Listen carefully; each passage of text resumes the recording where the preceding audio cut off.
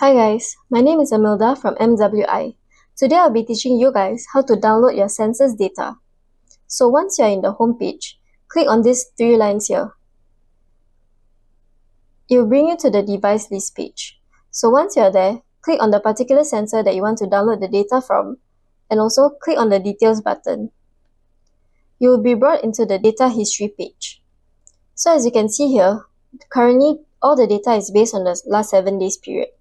You can edit the time window. Right now I'll be changing it to 1 day and the grouping interval to 10 minutes. Once it has updated, you can download the data by clicking this Export Widget Data button. I'll be exporting it in Excel format.